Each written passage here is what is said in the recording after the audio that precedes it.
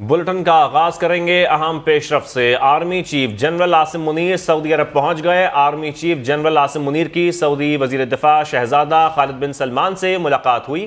سعودی خبر ایجنسی کے مطابق سعودی وزیر دفاع نے آرمی چیف کو کمان سنبھالنے پر مبارکباد دی۔ نیک خواہشات کا اظہار کیا۔ ملاقات میں فوجی اور دفاعی تعاون بڑھانے پر اتفاق ہوا۔ سعودی وزیر دفاع نے باہمی تعلقات بڑھانے پر زور دیا۔ علاقائی اور بین الاقوامی امور پر بھی تبادلہ خیال کیا گیا۔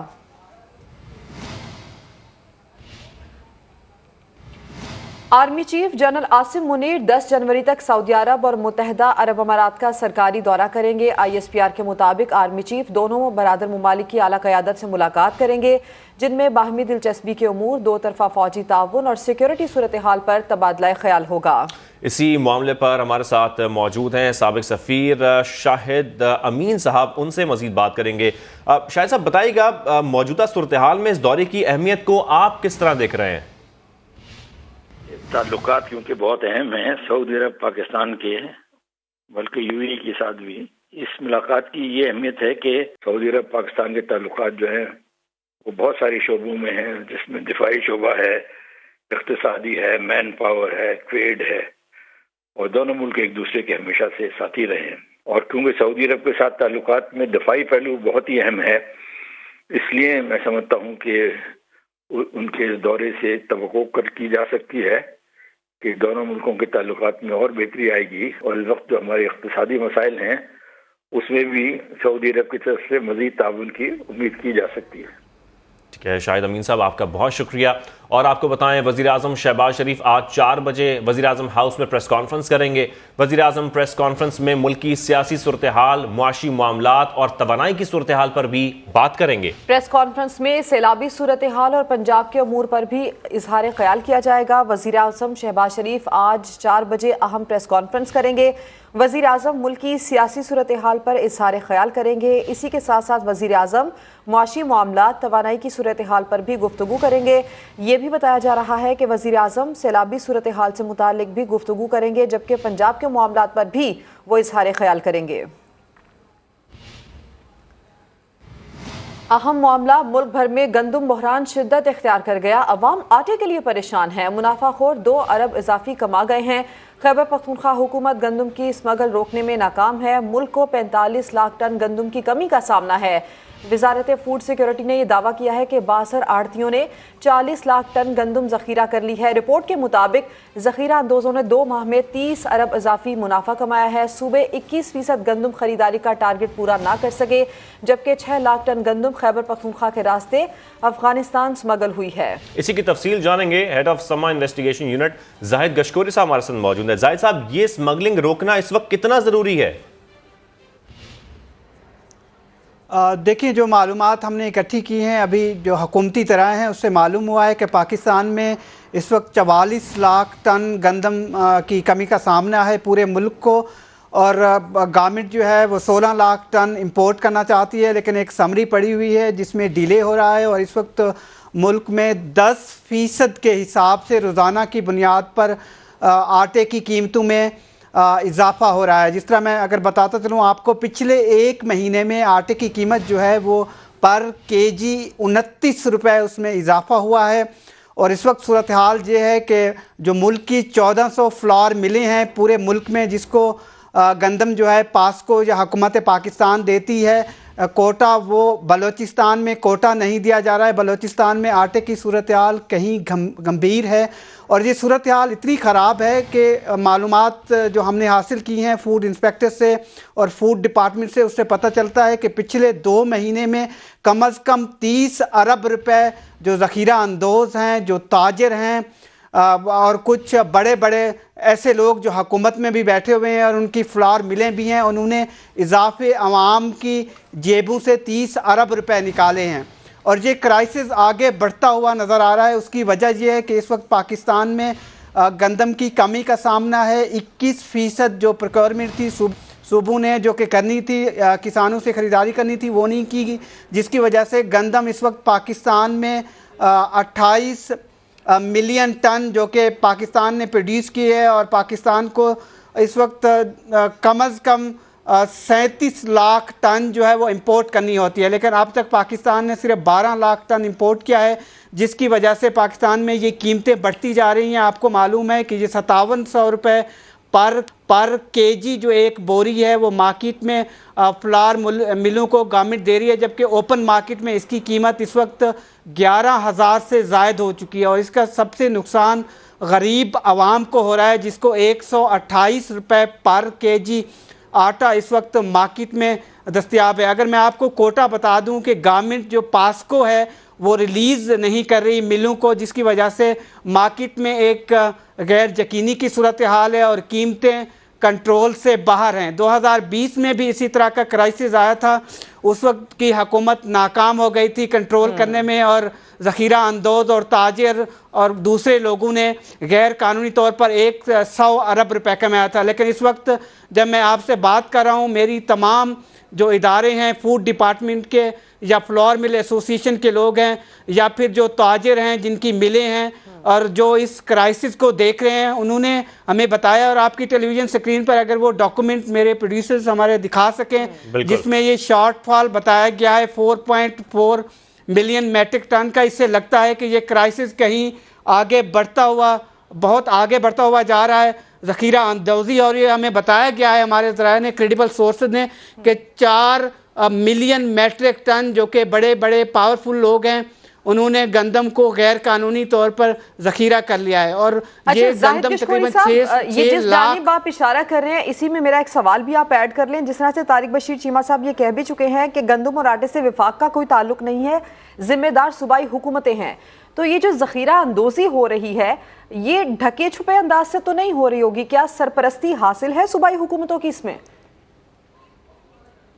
देखिए, ज़ख़ीरा अंदोज़ी जो गैर कानूनी तौर पर बड़े लोग कर रहे हैं, सूबाई हुकूमतें ज़ाहिर ज़िम्मेदार हैं इस खुराक का जो क्राइसिस आगे आ रहा है। एक चीज़ मैं बताऊं आपको, खैबर पख्तूनख्वा ने इस दफ़ा पहली दफ़ा ऐसा हुआ है कि गंदम ख़रीदी ही नहीं, उसने गंदम नहीं ख़रीदी, तो इस वजह से पंजाब से जो बॉर्डरिंग एरियाज़ हैं फ्री मूवमेंट जो है वो नहीं हो रही है, इस वजह से कमी का सामना है। खैबर पख्तूनख्वा हुकूमत ने गंदम ख़रीदी नहीं, अब गवर्नमेंट जो उसको कोटा ज़्यादा पास को दे नहीं रही है। बलोचिस्तान में पहले ही गंदम नहीं होती है, वहाँ पर कोटा नहीं जा रहा है, और अफ़गानिस्तान के रास्ते पाकिस्तान में हर साल गैर कानूनी तौर पर गंदम 1 मिलियन मैट्रिक टन जो है वो चली जाती है, क्योंकि मुनाफाखोर जो बिज़नेस कम्युनिटी है उनमें से कुछ लोग ऐसे हैं जो बाहर भेज देते हैं सस्ती, और गवर्नमेंट जो है वो इंपोर्ट करने में इस वक्त डिले कर रही है। गवर्नमेंट इंपोर्ट करने पर मजबूर हो जाती है। यही तमाम वजूहात हैं जिस वजह से मुल्क में इस वक्त गंदम का बहरान काबू से बाहर हो चुका है। बहुत शुक्रिया जाहिद गशकोरी साहब आपका। पंजाब हुकूमत अवाम को सस्ता आटा फराहम करने में नाकाम हो गई है। वज़ीर आला परवेज इलाही अपनी कुर्सी बचाने के लिए नंबर गेम पूरे करने में मसरूफ हैं, लेकिन लाहौर समेत दीगर शहरों में अवाम परेशान है। जंग में शहरियों को सस्ते आटे के लिए तवील कतारों में घंटों इंतजार करना पड़ रहा है। रावलपिंडी में नान अब 25 रुपए का हो चुका है, जबकि पेशावर में एक रोटी 20 रुपए में मिलने लगी है। कराची में पहली बार चक्की का आटा 150 रुपए और फाइन आटा 140 रुपए तक जा पहुंचा है, जबकि कोयटा में आटा नायाब हो चुका है। पंजाब हुकूमत अवाम को सस्ता आटा फराहम करने में बिल्कुल नाकाम नजर आ रही है। जंग में सस्ता आटा खरीदने वालों की लंबी कतारें लगी रहती हैं। 10 किलो आटा खरीदने के लिए शहरी 4 रोज से चक्कर लगा रहे हैं। अरशद खान की रिपोर्ट में देखिए।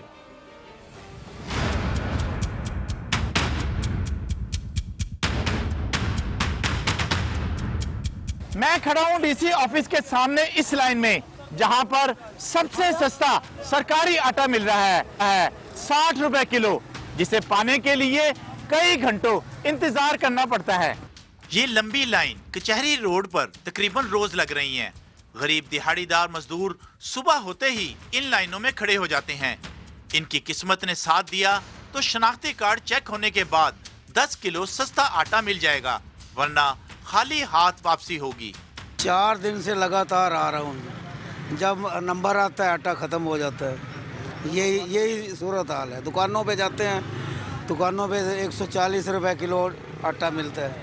ये कहानी सिर्फ एक बुजुर्ग की नहीं, यहाँ कई खवातीन भी इस इंतजार में जमीन पर बैठ जाती हैं कि अब तो आटा लेकर ही घर जाएंगी। रश हो रहा ना, अब लाइन लग रही, वो उधर भी वो राशन दे रहे हैं, वो जिधर अयूब चौक पे वो भी लाइन लगाते हैं, वो आटा सही भी नहीं है। आटा मिलने का सिलसिला तो 1 घंटे में खत्म हो जाएगा, लेकिन लाइनें अगले 3 घंटे तक इस उम्मीद में लगी रहेंगी कि आटे से भरा नया ट्रक आएगा, घर में रोटी पकेगी। तो अगर मजदूर आदमी इधर खड़ा रहे तो वो तकरीबन सारा दिन अपना, एक तो दिहाड़ी गई, दूसरा वो 650 का अगर गट्टू लेके जाता तो उसको वो गट्टू 1350 रुपये 1400 में पड़ जाता है एक दिन। बड़ा तंग हूँ मैं, बच्ची घर बैठी है, 4 बच्चे हैं, मैं बड़ा परेशान हूँ। दिहाड़ी करता हूँ, काम छोड़ के अब आया हूँ और टरेन बड़ा मजबूर हो गया। जिन्हें आटा मिल जाता है वो भी ज्यादा खुश दिखाई नहीं देते, क्योंकि 2 घंटे लाइन में लगने के बाद जो आटा मिल रहा है उसकी हालत भी देख लें। अगर आप इन लंबी लाइनों में नहीं लगना चाहते तो याद रखिए, झंग की दीगर दुकानों पर फी किलो आटा 150 में मिल रहा है, वो भी 2 किलो से जायद नहीं। मोहम्मद अरशद खान, समा, झंग। खैबर पख्तूनख्वा की आवाम अजियत से दो चार। आटे की कीमतों में इजाफे के साथ नान भाइयों ने रोटी की मनमानी कीमतें मुकर्रर कर ली हैं, कोई पूछने वाला नहीं है। पेशावर से शहाबुर रहमान की रिपोर्ट। कहने को पूरे पेशावर में रोटी का एक रेट चल रहा है, यानी 100 ग्राम कीमत 15 रुपए, लेकिन सरकारी रेट लिस्ट और हकीकत में बहुत फर्क है। पेशावर के इस गुंजान इलाके सदर में रोटी का रेट 20 रुपए है, वजन लगभग 20 ग्राम कम। 20 रुपये हम बेचते हैं अभी 20 रुपये में, लेकिन 30 रुपये में वारा नहीं करता है। 100 रुपये महंगा हो जाए, 200 महंगा हो जाए, एकदम 3000 2000 3000 2000, ये मुल्क इस तरह नहीं चलेगा। ये मुल्क अभी तो बहुत से इलाके हैं 15 रुपए वाली रोटी की तलाश में हमने मुख्तलिफ इलाके देखे, लेकिन 100 ग्राम के बजाय कम वजन रोटी 25 रुपए की मिल रही है। शहरी परेशान। आपके पंजाब की हुकूमत इमरान खान का है, सुबह की हुकूमत इमरान खान का है। अफगानिस्तान में आटा चलता है तो इधर पेशावर में या पाकिस्तान में आटा नहीं मिलता है, वो क्या हो रहा है? नान भाइयों ने जगह जगह हड़ताल शुरू कर दी है, तो मुश्किलात बहुत ज़्यादा हैं जी। सबके पास जवाज है, रोटी महंगी बेचने का लाइसेंस है, लेकिन सरकार को कुछ नज़र नहीं आता। यकीनन हमारी पॉलिसी तो यही है कि हम आवाम को ज़्यादा से ज़्यादा रिलीफ दें। तो ननबाई चूँकि एक अहम हमारा एक शोबा है, एक तबका है, उनको भी एतमाद में लेकर इंशाल्लाह इक़दाम किए जाएंगे। फ़िक्र ना करें, इंशाल्लाह उनको हड़ताल नहीं करने देंगे, वो अंडरस्टैंडिंग हो जाएगी। एक माह में रोटी पर 20 रुपए फ़ी किलो बढ़ाए गए। 1 किलो आटे से तकरीबन 20 रोटियां तैयार होती हैं, यानी रोटी की कीमत 2 रुपए से ज़्यादा नहीं बढ़नी चाहिए थी, लेकिन एक रोटी पर 5 से 10 रुपए बढ़ाना कहाँ का इंसाफ है। पहले 2 लोग इस होटल पर 250 रुपए में बासानी खाना खा लेते थे, मगर अब उनका खर्चा डबल हो चुका है क्योंकि रोटी महंगी हो गई है। कैमरामैन मेहरान मुनीर के साथ शहाबुर रहमान, समा, पेशावर। मुल्क भर में आटा गरीब की पहुंच से दूर हो चुका है। निर्ख बढ़ने का सिलसिला है कि थमने को ही नहीं आ रहा। पंजाब और खैबर पख्तूनख्वा समेत मुल्क के बड़े हिस्से पर हुकूमतें तो तहरीक इंसाफ की हैं, लेकिन आटा महंगा होने का जिम्मेदार वफाकी हुकूमत को ठहराया जा रहा है। रोटी को गरीब की पहुंच से दूर करने के पीछे किसका हाथ है? इस्लामाबाद से उस्मान जावेद की रिपोर्ट में देखिए। मुल्क में आटा महंगा होने का जिम्मेदार कौन? वफाकी वजीर तारिक बशीर चीमा ने तो साफ कह दिया, इस सारे मामले में वफाक का कोई कसूर नहीं। आटा जो है और गंदम, इसका वफाकी हुकूमत से कोई लेना देना नहीं। ये सूबाई महकमों का, सूबाई हुकूमतों का काम है। एक सूबा मुझे बता दो जिसके पास गंदम की शॉर्टेज है इस वक्त। एक सूबा बता दो जिसके पास सरप्लस गंदम नहीं पड़ी हुई। एक सूबा बता दो जिसने हमसे लाखों टन मांगे हैं और हमने नहीं दिए। मुल्क में गंदम वाफिर है तो फिर आटे की कीमत आसमान पर क्यों है? वफाकी वजीर ने इसकी वजह भी बता दी। गंदम आप रिलीज ना करें अपनी मिलों को, और मिलें जो है वो 4000 सपोर्ट प्राइस मार्केट में फिर रही हो, वो 5-5 हज़ार की गंदम मार्केट से खरीद कर जब आटा बनाएंगे तो फिर। और इमरान खान पर हमले के मुलजिम नवीद के वकील लाहौर प्रेस क्लब में न्यूज़ कॉन्फ्रेंस कर रहे हैं, आपको दिखाते हैं। GIT तश्कील दी जाती है, वो चेयरमैन पाकिस्तान तहरीक इंसाफ इमरान खान साहब को पसंद नहीं आती, वो उसके ऊपर एतराज़ करते हैं। वज़ीर आला पंजाब साहब जो हैं वो फिर उसको चेंज करते हैं और उसके पास जाते हैं, जी बताएं, आप अपना नाम बताएं, कौन सा नाम रखना है। उनके इमरान खान साहब की ख्वाहिश के ऊपर फिर GIT तब्दील की जाती है, वो फिर इमरान खान साहब को पसंद नहीं आती, तो फिर वज़ीर आला पंजाब साहब जाते हैं और उसके बाद फिर इमरान खान अपना एक नया नाम देते हैं और CCPO लाहौर गुलाम महमूद डोगर साहब की सरबराही में एक नई GIT जो है वो तश्कील दे दी जाती है। और तब से लेके आज के दिन तक, जब से गुलाम महमूद डोगर साहब उस GIT के सरबराह बने हैं, تب سے لے کے آج کے دن تک یہ جے آئی ٹی نے جتنی مرتبہ جائے وقوع کا جائزہ لیا ہے شاید اتنی ہی مرتبہ یہ جے آئی ٹی کیس کی فائل اٹھا کر زمان پارک جاتی ہے اور وہاں سے جا کے ان کی مرضی کے مطابق بیانات اور کیس کو جو ضمنیہ ہے اس کی جو پروگریس رپورٹس ہے اس کو ٹویسٹ کرنے کی کوشش کر رہی ہے. یہ کیس اوپن اینڈ شٹ قسم کا کیس ہے. پورے پاکستان نے پہلے دن سے اس کیس کو دیکھا ہوا ہے اور جو پاکستان کا میڈیا اس وقت وہاں پر موجود تھا اور جو رپورٹر وہاں پر موجود تھے ان سے زیادہ اچھی جے آئی ٹی سے زیادہ اچھی تحقیق تو ان صحافیوں نے کر دی جو اس وقت موقع پر موجود تھے. انہوں نے ہر طریقے سے اینگلنگ دکھا دی کہ گولی ممکنہ طور پر کہاں سے چل سکتی ہے یا کہاں سے چلی ہے, کتنے بندے موجود ہیں کتنے بندے موجود نہیں ہیں.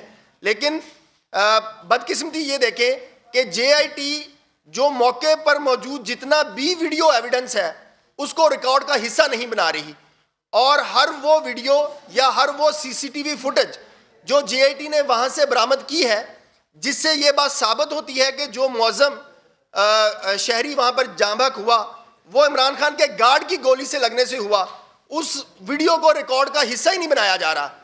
اور اگر وہ اس وجہ سے نہیں بنایا جاتا, میں آپ کو اس کی وجہ بتاتا ہوں. اور کل جو انہوں نے پریس کانفرنس کی ہے اس کی بھی پیچھے کیا ان کے مقاصد ہو سکتے ہیں اس کے اوپر میں آپ کی توجہ دلاتا ہوں.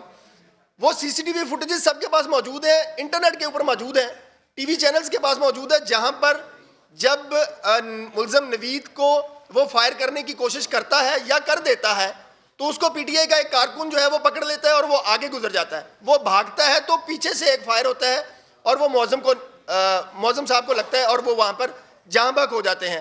آپ اس ویڈیوز کے اندر یہ دیکھیں کہ نوید صاحب کا جانا آگے ہے, اس کے بعد معظم صاحب گر رہے ہیں, اور پھر اس کی ویلوسٹی چیک کریں اور اس کی آپ اس کا اینگل چیک کریں, وہ بالکل عمران خان صاحب کے کنٹینر کی طرف جا رہی ہے, اور اس جو ویڈیو سامنے آئی اس کے مطابق وہ ان کے گارڈ نے فائر کیا وہاں سے. اب چونکہ ان کو یہ محسوس ہو رہا تھا کہ یہ سارا مدعا جو ہے وہ گارڈ کے اوپر پڑے گا, اور اگر گارڈ کے اوپر پڑتا ہے تو جس کا وہ سیکیورٹی گارڈ ہے اس کے اوپر بھی مقدمہ درج ہوگا. تو کل سے انہوں نے ایک نیا افسانہ جو ہے وہ تحریر کرنا شروع کر دیا کہ جی وہ پی ٹی آئی کا جو گارڈ ہے اس کا فرانزکس ہم نے اپنے پی ٹی آئی کے تمام گارڈز کا بھیجا ہے اسلحہ, اور اس کا فرانزک نہیں ہوا, اور نہ ہی ایسی کوئی شہادت موجود ہے. سارے پاکستان کے پاس شہادت موجود ہے, صرف جے آئی ٹی کے پاس شہادت موجود نہیں ہے. مقصد صرف جے آئی ٹی کا یہ تھا کہ کسی طریقے سے عمران خان صاحب کو اور ان کے گارڈ کو جو ہے وہ بچایا جائے, اور اس وقوع کے جو بنیادی حقائق ہیں یا اس سے اس وقوع کی بابت جتنی بھی معلومات سوشل میڈیا کے اوپر یا وہاں پر مقامی یعنی شاہدین کے پاس موجود ہیں ان کو ضائع کیا جا سکے, اور وہ انہوں نے کیا بھی. آج بھی اگر جے آئی ٹی صحیح طریقے سے تفتیش کرے تو معظم کا قاتل جو ہے وہ عمران خان کا گارڈ نکلتا ہے. اب چونکہ اس طرف جا رہا تھا تو انہوں نے یہ افسانہ یہ کریٹ کر دیا کہ وہاں پر 3 شوٹر تھے, دوسرا شوٹر تھا, تیسرا شوٹر تھا.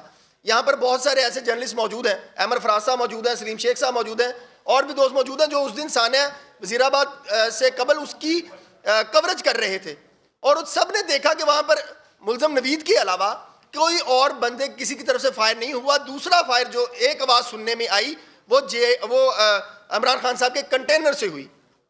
اور پھر اگر آپ میڈیکل رپورٹ کا جائزہ لیں تو اس میں جو گولی لگنے کی معظم کو گولی لگنے کی اینگلنگ بن رہی ہے وہاں پر آپ آج بھی وہاں پر کوئی ڈیڈ باڈی رکھ لیں یا وہاں پر کوئی نمونے کے طور کے اوپر کوئی بھی چیز رکھے اس کی اینگلنگ چیک کریں تو وہ اسی جگہ پر جا رہی ہے جہاں پر عمران خان صاحب کا گارڈ بیٹھا ہوا تھا کنٹینر کے اوپر. اپنے گارڈ کو بچانے کے لیے اور عمران خان صاحب کے اوپر چونکہ قتل کا مقدمہ درج نہ ہو جائے یا ان کے خلاف استغاثہ نہ درج ہو جائے, اس کو بچانے کے لیے جے آئی ٹی نے سارے حالات و واقعات ہی چینج کر دیے. ایک اور سب سے اہم بات, جس دن سے یہ وقوع ہوا ہے اس دن سے لے کے 30 نومبر تک کم از کم 90 کے قریب جو پولیس اہلکار تھے موقع پر سیکیورٹی کے لیے تعینات تھے, ان کے بیانات قلم بند کیے ہیں جے آئی ٹی نے. اور بڑے افسوس کے ساتھ یہ کہنا پڑ رہا ہے کہ جے آئی ٹی نے وہ سارے بیانات جو ہیں وہ ان کو غائب کرنے کی کوشش کی. اپنے طور کے اوپر وہ جے آئی ٹی کی فائل سے وہ غائب کرنے میں کامیاب ہو گئے ہیں, لیکن ان میں سے کچھ پولیس اہلکاروں کے بیانات آج بھی اس بات کے اوپر موجود ہیں جو یہ کہہ رہے ہیں کہ یہاں پر صرف ایک ہی بندہ موجود تھا, 1 یا 2 وہاں سے خول میرے ہیں, وہاں پر کوئی تیسرا بندہ نہیں تھا. لیکن اس کیس کو ڈیمیج کرنے کے لیے اپنے ذاتی مفادات کی خاطر ڈیمیج کرنے کے لیے جے آئی ٹی اور عمران خان نے ملی بھگت کر کے سارے کیس کا رخ جو ہے وہی چینج کر دیا. میں آپ کی توجہ پی ٹی آئی کے سینیٹر اعجاز چوہی صاحب کی ٹویٹ کے اوپر دلانا چاہتا ہوں جو انہوں نے کی. یہ بات ہم نے عدالت کے اندر بھی اس بات کی نشاندہی کی. جب ہم نے عدالت سے یہ پہلے دن کا ریمانڈ تھا, پہلی دفعہ ہم پیش ہوئے, تو ہم نے عدالت سے گزارش یہ کی کہ اس ملزم کی حد تک فورنزک رپورٹ آ گئی ہے جس میں اس کا کوئی کردار ثابت نہیں ہو رہا, نہ اس کے پاس جو موجود اسلحہ ہے اس سے کسی قسم کی کوئی چیز میچ ہو رہی ہے, تو لہٰذا اب اس کا ریمانڈ دینے کی ضرورت کوئی نہیں ہے. قانون کے خلاف پہلے بھی جے آئی ٹی 47 دن کا ریمانڈ لے چکی ہے, اور 47 دن کے ریمانڈ کے اندر وہ اس ملزم سے تشدد کر کے اور اس کی والدہ کو اس کے سامنے بٹھا کر سردی میں تشدد کروا کے اس سے اگلوانے کی کوشش کر رہی ہے. اپنی مرضی کے نام اس سے کہلوانے کی کوشش کر رہی ہے کہ تم ان بندوں کے نام لو ورنہ تمہاری ماں کو یہ کر دیں گے اور تمہارے بھائی کو یہ کر دیں گے. لیکن اس کے باوجود عدالت نے اس کا جو 9 جنوری تک جو ہے وہ جسمانی ریمانڈ دے دیا. وہاں پر جب ہم نے اس بات کی نشاندہی کی تو یہ بات سامنے آئی کہ جو اعجاز چودھری صاحب کی ٹویٹ تھی اور عدالت کی طرف سے اور جے آئی ٹی کی طرف سے بھی, وہاں پر غلام محمود ڈوگر صاحب موجود تھے, ان کے پاس اس بات کا جواب نہیں تھا کہ اعجاز چودھری صاحب کو ایک دن پہلے کیسے پتا چل گیا تھا کہ انہوں نے احمد چٹھا صاحب کو فون کر کے بتا دیا کہ جی ایگزیکٹ اسی جگہ کے اوپر جا کر وقوع ہوگا, عمران خان کے حملے کے اوپر فائرنگ ہوگی. اور آج کے دن تک اعجاز چودھری صاحب سے بیان نہیں ان کا ریکارڈ کیا گیا, ان سے پوچھا نہیں گیا کہ آپ نے یہ اتنی بڑی واقعہ ہونے جا رہا تھا, آپ کو یہ کس نے بتایا تھا کہ عمران خان کے اوپر حملہ کرنے ہو رہا تھا. آپ پی ٹی آئی کی ان کا ایک نیریٹو کا سٹائل دیکھیں, جو کام انہوں نے خود کرنا ہوتا ہے یا کرنے کی ان کی منصوبہ بندی ہوتی ہے اس کا یہ ڈنڈورا خود ہی پیٹنا شروع کر دیتے ہیں تاکہ کیس کا رخ جو ہے وہ تبدیل کیا جا سکے. اسی کیس میں بھی ایسے ہی ہوا. آپ اعجاز چودھری صاحب کی ٹویٹ کو ملا کر پڑھ لیں, جے آئی ٹی کی رپورٹ کو دیکھ لیں, فورنزک سائنس ایجنسی کی رپورٹ کو دیکھ لیں, ان ساری چیزوں کو آپ ملا کر دیکھیں تو جے آئی ٹی کی ساری کارروائی اس بات کی نشاندہی کرتی ہے کہ یہ سارے کا سارا وقوع جو ہے وہ پلانٹڈ قسم کا وقوع تھا اور یہ اپنے سیاسی مقاصد کے لیے جو ہے وہ کریٹ کیا گیا تھا. ایک اور اہم بات آپ دیکھیں, کل پی ٹی آئی کے وزراء نے پریس کانفرنس کی, عمر سرفراز چیمہ صاحب نے اور فواد چوہی صاحب نے, انہوں نے یہ بات فرمائی کہ جے آئی ٹی کی رپورٹ میں یہ تفتیش مکمل ہو چکی ہے, جے آئی ٹی کی رپورٹ میں فلاں بات سامنے آ گئی ہے, جے آئی ٹی کی رپورٹ میں 2-3 شوٹر سامنے آ گئے ہیں, یہ انہوں نے لکھ دیا ہے. سب سے بڑا سوال یہ ہوتا ہے پی ٹی آئی کے وزراء نے خود سے ہی اپنی بنائی ہوئی جے آئی ٹی جس کا سربراہ عمران خان صاحب کی طرف سے مقرر کیا گیا تھا اس کو انہوں نے جو ہے وہ ریڈنڈنٹ کر دیا ہے. اور اہم بات یہ ہے کہ جے آئی ٹی کی وہ رپورٹ جو ہے وہ عمران خان صاحب کے پاس کیسے پہنچ گئی, فواد چوہی صاحب کے پاس کیسے پہنچ گئی, وہ ابھی عدالت میں تو سبمٹ نہیں ہوئی لیکن وہ وہاں پر پہنچ جاتی ہے.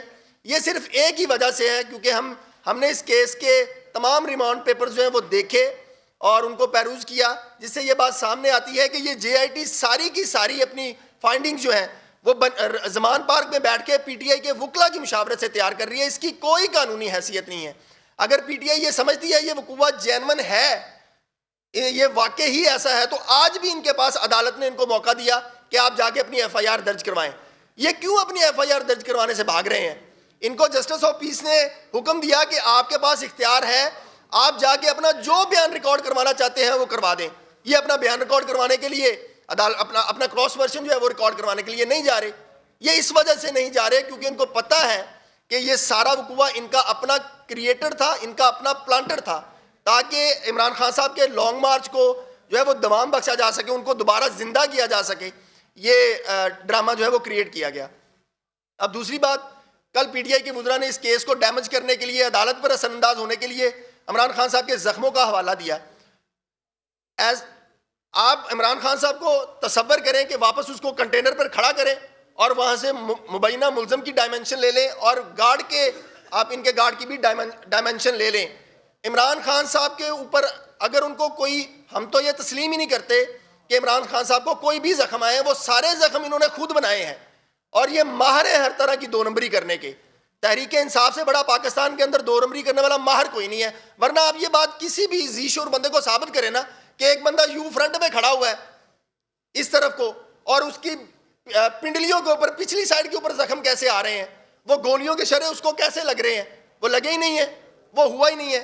اور چلے فرض کر لیں کہ اگر کوئی کنٹینر کا سریا یا راڈ کراس کر کے گزرا ہے تو اس کنٹینر کے اوپر بھی تو کوئی نشان ہونا چاہیے, وہ کوئی نشان نہیں ہے. تو پھر یہ عمران خان صاحب کو ہوا میں سے آ کے گولیاں تو نہیں لگ گئیں. ان کا خود یہ بیان ہے کہ وہ جو عمران اسماعیل صاحب ہیں 4-5 گولیاں ان کے کپڑوں میں سے گزر کے چلی گئیں.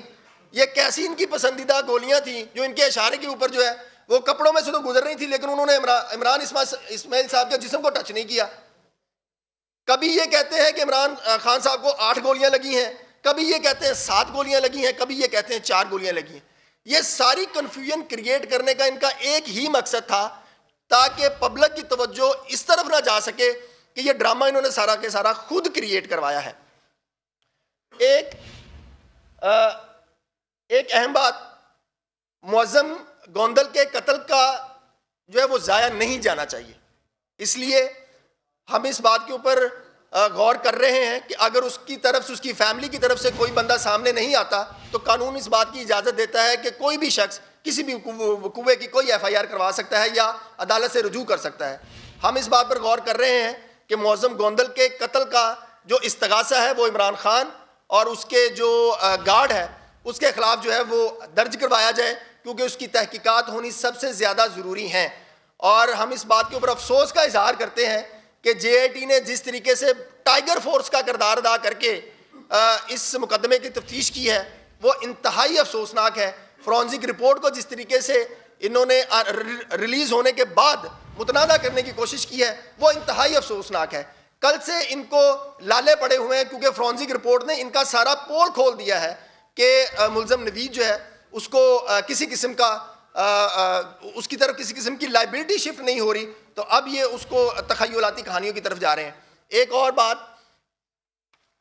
JIT کی بدنیتی آپ ملاحظہ فرمائیں کہ پوری دنیا نے دیکھا کہ ملزم نوید جو ہے وہ 3 نومبر کو پکڑا گیا. انہوں نے تسلیم کر لیا, اپنے PTI کے کارکن نے جس نے اس کو پکڑا تھا اس کو اگلے دن بلا کر سند دی گئی, اس سے اسلحہ برآمد کر لیا گیا. لیکن 29/11 کو جا کر JIT کے ممبران جو ہیں وہ اس کے اوپر ناجائز اسلحے کی FIR دے رہے ہیں. JIT کے سینئر پولیس آفیسرز کو شرم آنی چاہیے تھی کہ وہ اتنی بھونڈی قسم کی FIR دینے کی کوشش کر رہے ہیں, اور اس کا فائدہ ان کو نہیں ہوا, الٹا نقصان ہی ہوگا. جب بھی یہ ویڈیو ایویڈنس ریکارڈ کے اوپر آئے گی تو یہ بات ایکسپوز ہوگی کہ آپ نے 1 مہینے کے بعد جو بندہ آپ نے موقع سے گرفتار کیا, موقع سے آپ نے اس کی ایویڈنس ساری کلیکٹ کی, موقع سے اس کی ویڈیو بیان ریلیز ہوئے, آپ نے اس کی FIR جو ہے وہ 30 دن جو ہے وہ کیوں لیٹ دی. بس آپ کا کوئی کوشچن ہے تو آپ پوچھیں.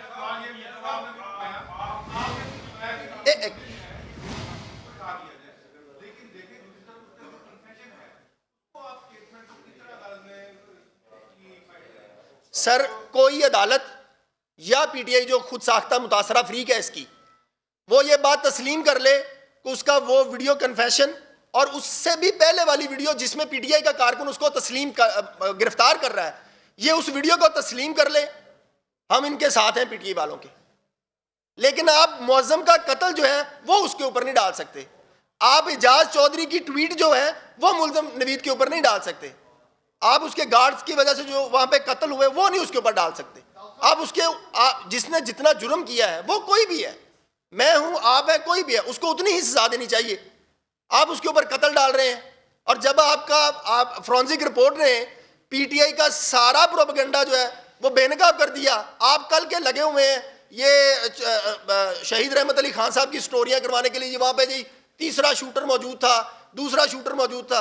اور بھائی وہ دوسرا شوٹر تیسرا شوٹر آپ نے دیکھا ہے, آپ کے علاوہ پاکستان کے کسی بندے نے نہیں دیکھا, کیونکہ وہ ہے نہیں ہے. اب ان کے پاس اس بات کا چارہ کوئی نہیں ہے کہ وہ اس چیز سے بھاگ سکیں, فرار اختیار کر سکیں.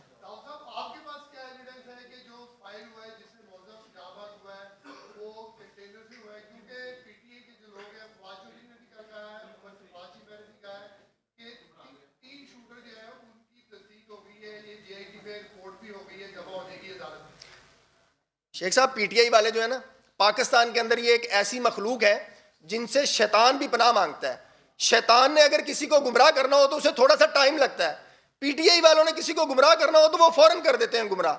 آپ بتائیں کہ جب وہ اسلحہ جس گارڈ سے وہ اسلحہ جو ہے وہ معظم قتل ہوا ہے, وہ اسلحہ جب آپ نے فرانسک کے لیے دیا ہی نہیں ہے تو وہ میچ کیسے کرنا ہے؟ آپ لوگوں کو بیوقوف بنا رہے ہیں کہ جی P T I Imran Khan کے گارڈز کا اسلحہ جو ہے وہ میچ نہیں ہوا. آپ نے وہ اسلحہ دیا ہی نہیں ہے. جب وہ دیا نہیں ہے تو وہ میچ نہیں ہوا. دیا آپ نے کیوں نہیں ہے؟ کیونکہ جے آئی ٹی جو ہے وہ آپ کے اشاروں کے اوپر ناچ رہی ہے, آپ کے کہنے کے اوپر ضمنیاں لکھ رہی ہے, آپ کے کہنے کے اوپر ایویڈنس کلیکٹ کر رہی ہے. آپ لوگوں کو بیوقوف بنا رہے ہیں. آپ اس ویڈیو کو کہاں پر لے کے جائیں گے جو عمران خان کے کنٹینر سے ایک فائر ہو رہا ہے؟ ساری دنیا وہ ویڈیو جانتی ہے. جے آئی ٹی نے اس ویڈیو کو ریکارڈ کا حصہ کیوں نہیں بنایا؟ دانستہ نہیں بنایا. اس کے علاوہ جے آئی ٹی نے وہاں سے C C T V footages collect کی ہیں, وہ سی سی ٹی وی فوٹیجز جو ہیں وہ کیوں نہیں ریکارڈ کا حصہ بنا رہی؟ جے آئی ٹی اس جگہ پر بیٹھے ہوئے کہتی ہے کہ یہ والی ایویڈنس تو میں لوں گی, یہ والی ایویڈنس میں نہیں لوں گی. کیوں نہیں لے گی؟ جے آئی ٹی کا یہ کام تو نہیں ہے کہ وہ سلیکٹیو ایویڈنس کلیکٹ کرے, وہ ساری ایویڈنس کلیکٹ کر کے عدالت میں پیش کر دے. عدالت ملزم کو چاہے سزا دے دے, چاہے عدالت ملزم کو بری کر دے.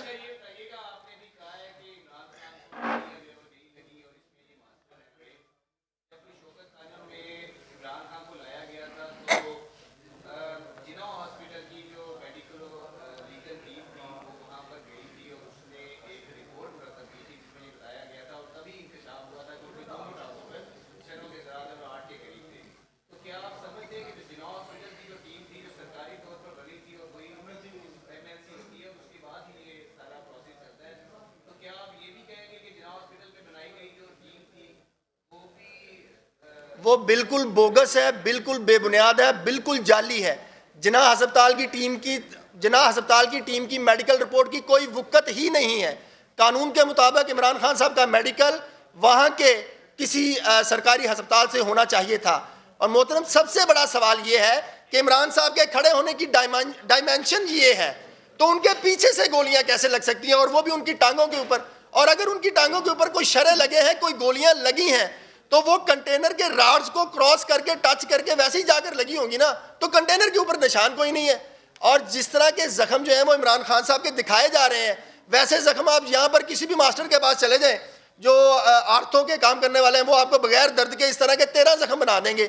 میں نے گزارش یہ کی ہے کہ پاکستان کے اندر پی ٹی آئی ایک ایسی مخلوق ہے جس سے شیطان حسد کرتا ہے, کیونکہ شیطان کو کم ٹائم لگتا ہے کسی کو گمراہ کرنے کے لیے.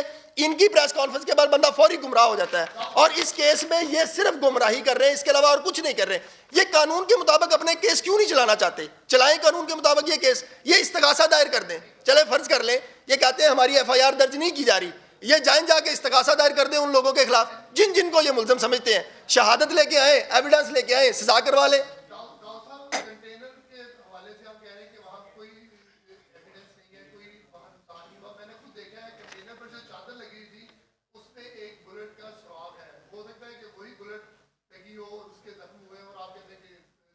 میں نے گزارش کی, میں کریکٹ کر دیتا ہوں, میں غلط بول گیا ہوں. ایک نشان ہے تو عمران خان صاحب کو 8 گولیاں کدھر سے لگ گئی ہیں, وہ شرح کدھر سے آ کے لگ گیا, ساری دنیا جانتی ہے, ہر ایک نے دیکھا ہوا ہے. سر میں گزارش یہ کر رہا ہوں کہ ہم نے کچھ ویڈیوز جو ہیں وہ اپنے کیس فائل کا حصہ بنائی ہیں, وہ عدالت میں پروڈیوس کریں گے ایویڈنس کے اندر, کہ وہاں کے اوپر جو کنٹینر کے راؤنڈ اباؤٹ کے اندر جو وہ راڈز بنے ہوتے ہیں یا وہ جنگلہ بنا ہوا ہے, اس کو ایک خراش تک نہیں آئی. اور انہوں نے عمران اسماعیل صاحب کی جو وہ کپڑوں کے اندر سے 5 گولیاں گزار دیں.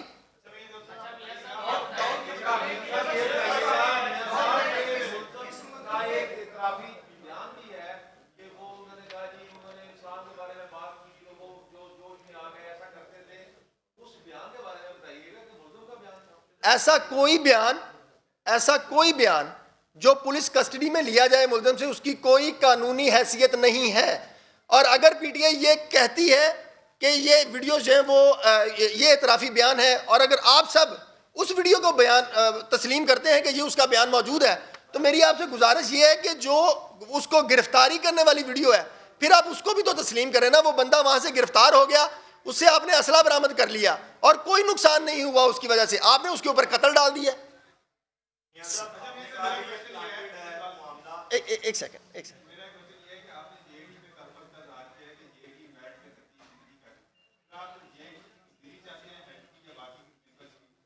میں گزارش یہ کر رہا ہوں, ہم تو اس جے آئی ٹی کو مانتے ہی نہیں ہیں, اور ہم اس موجودہ جے آئی ٹی کو جے آئی ٹی کہنا بنیادی طور پہ اوپر قانون میں دی گئی جے آئی ٹی کی توہین ہے. آپ نے ایماندار اور پڑھے لکھے قابل پولیس آفیسر جو ہے انہوں نے کسی وقوعے کا اتنا بڑا واقعہ ہوا ہے اس کے اوپر افسوس کا اظہار کرنا چاہیے, کسی کے ساتھ ایسا نہیں ہونا چاہیے. اور آپ نے اس جے آئی ٹی نے ساری تفتیش میرٹ پہ کرنے کی بجائے اور جو بیانات پولیس آفیسر نے پولیس اہلکاروں نے 3 نومبر کو اور اس کے بعد اپنے ریکارڈ کروائے اس کو آپ نظر انداز کر کے آپ زمان پارک جا کے چلے بیٹھ جاتے ہیں اور وہاں پر جا کے آپ اس کی ڈیولپمنٹ بتانا لگ پڑتے ہیں اور وہاں سے پوچھ کے آپ جو ہے وہ اس کی تفتیش کر رہے ہیں.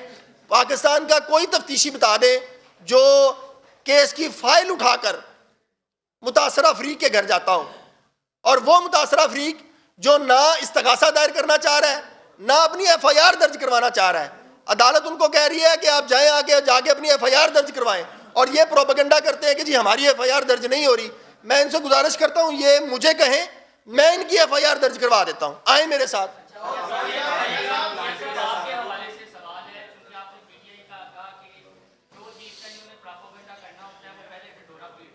جی آپ کے حوالے سے آپ ماضی میں ہماری برادری سے رہے ہیں, آپ ایک تازہ چینل جسے کہا جاتا ہے ہماری برادری میں اس کا حصہ رہے, اس نے لبیک کے حوالے سے بڑی پروموشن کی, آپ کی ویڈیوز بھی موجود ہیں. پھر آپ نے یہ ادارہ چھوڑ دیا, پھر آپ کے ٹویٹس ہیں اس سلسلے میں جو آپ کے ساتھ کے ایلیگیشن تھوڑا سا اس طرح میں لگانے کی کوشش کی جا رہی ہے کہ آپ بطور وکیل بطور صحافی مذہبی جنونیت کو جو ہے ہوا دینے جا رہے ہیں. یہ مذہبی تنازع ہے جس کی بنیاد پر عمران خان پر حملہ ہوا ہے اور آپ اس کا حصہ ہیں. اس حوالے سے تھوڑا کلیریفائی کر دیں تاکہ چیزیں براڈر پرسپیکٹو میں آ جائیں, اور وہ آپ کے ٹویٹس کو لے کر بھی اس سلسلے میں ہماری اطلاع کے مطابق اب آپ پر بھی کوئی اس طرح کا ایلیگیشن لگانے جا رہے ہیں کہ یہ وکیل صاحب جو ہے وہ. میں پہلی گزارش یہ کر دوں کہ میں صحافت بالکل مکمل طور کے اوپر چھوڑ چکا ہوں اور صرف وکالت کرتا ہوں. دوسری بات کہ مذہبی جنونیت کا ایلیگیشن یہ 100 بسم اللہ جب مرضی لگائیں. پاکستان کے اندر سب سے بہترین کام جو ہے جب کوئی بھی فریق خود ڈیفینسو ہو جاتا ہے, خود پکڑا جاتا ہے, تو وہ اس کے پاس جب کوئی اور چیز نہیں بچتی تو وہ اپنے مخالف کے اوپر جو ہے وہ الزامات عائد کرنا شروع کر دیتا ہے. وہ کسی بھی طرح کے الزامات جو ہے وہ عائد کیے جا سکتے ہیں. جیسے کل فواد چوہدری صاحب نے کاشف عباسی صاحب کے پروگرام میں مجھے جو ہے وہ نون لیگ کا نون ورکر بنا دیا, اور یہی فواد چوہدری صاحب جو ہیں 2021 میں جب میں اپنے یوٹیوب چینل کے لیے تحریک لبیک کی کوریج کر رہا تھا تب انہوں نے مجھے تحریک لبیک کا ورکر بنایا تھا. آج جب میں نے ان کو ٹف ٹائم دیا, عدالت کے اندر جا کر ان کی 2 نمبری پکڑی, عدالت کے اندر جا کے جب ان کی جے آئی ٹی کو ٹف ٹائم دیا, ان کے اوپر سوالات اٹھانے شروع کیے, جب میں نے کہا کہ اعجاز چوہدری صاحب کو گرفتار کیا جائے, وہ اس قتل میں ملوث ہیں اس حملے میں, تو اب یہ الٹا, اب اس کا جواب تو ہے کوئی نہیں. اعجاز چوہدری صاحب کی ٹویٹ کو یہ کہاں لے کے جائیں گے؟ اس کا جواب تو دینا ہے نا. اپنے آپ کے پی ٹی آئی کا سینیٹر ہے, اس نے کہا کہ آپ کو ایک دن پہلے پتہ چلا ہے, تو بتائیں اس کو گرفتار کریں گے. بھائی تمہیں ایک دن پہلے کس نے بتایا تھا کہ عمران خان کے اوپر حملہ ہونے جا رہا ہے؟ اور جب عمران خان تمہیں ایک دن پہلے پتہ چل گیا تو آپ لوگوں نے اس کے اوپر کوئی حفاظتی اقدامات کیوں نہ کیے؟ پولیس جو ہے اسی دن, اس سے اگلے دن جیو ٹی وی کے اوپر اس وقت کے متعلقہ ڈی پی او جو ہیں انہوں نے اسٹیٹمنٹ ان کی ریکارڈ کے اوپر حصہ ہے جو ہماری ایویڈنس کا حصہ ہے کہ انہوں نے ان کو کہا کہ آپ سیکورٹی ارینجمنٹ کریں, انہوں نے نہیں کیے. وہ اس وجہ سے نہیں کیے کیونکہ یہ سارا سانحہ وزیر آباد جو ہے وہ پی ٹی آئی کا اپنا ڈیزائن کردہ تھا, اس کے علاوہ اس کی کوئی حقیقت نہیں ہے.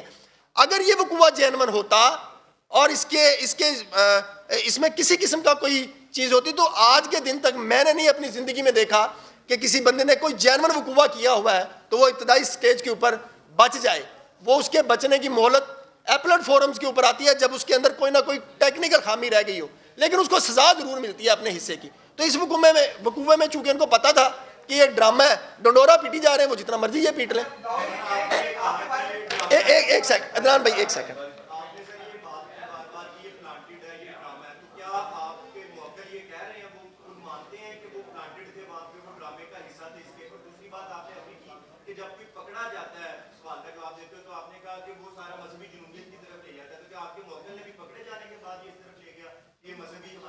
میرا موکل جب پکڑا گیا ہے, اگر پی ٹی آئی کہتی ہے کہ ہم اس کی اعترافی ویڈیو کو نہیں مانتے, ہم اس کی فلاں والی ویڈیو کو مانتے ہیں, تو پھر اس کو گرفتار کرنے والے کی ویڈیو بھی مانیں. میری گزارش صرف اتنی ہے کہ اگر پی ٹی آئی کے کارکن کی گرفتاری والی ویڈیو ہے, اگر پی ٹی آئی اس کو تسلیم کرے گی پھر آگے چلیں گے, ورنہ اس کے بیانات کی کوئی قانونی حیثیت نہیں ہے. اس پورے واقعے کا بینیفیشری کون ہے؟ سوال یہ پوچھا جانا چاہیے. اس پورے واقعے کا بینیفیشری عمران خان ہے. پورا پاکستان جانتا ہے, پورے میڈیا نے اس بات کو کور کیا کہ ان کا لانگ مارچ فلاپ ہو گیا تھا, بندے ان کے لیے نہیں نکل رہے تھے کیونکہ وہ ایکسپوز ہو چکے تھے. تو ان کو دوبارہ سے اٹھانے کے لیے یہ ان کے پلان کا حصہ تھا, اور یہ اس لیے انہوں نے اپنا حملہ کروایا. اور تب سے لے کے 3 نومبر سے لے کے آج کے دن تک یہ بڑے بہترین طریقے سے وہ جعلی زخم لے آتے ہیں عمران خان کے اور اس کی مارکیٹنگ کرنے لگ پڑتے ہیں. Thank you sir. آپ کو بتائیں کہ وزیر آباد واقعے کے ملزم نوید کے وکیل میاں داؤد اس وقت نیوز کانفرنس کر رہے تھے. نیوز کانفرنس میں انہوں نے گفتگو کی ہے. اس واقعے کے حوالے سے کچھ تفصیلات انہوں نے میڈیا کے ساتھ شیئر کی ہیں. انہوں نے کہا کہ JIT کے بیانات کی کوئی قانونی حیثیت نہیں ہے.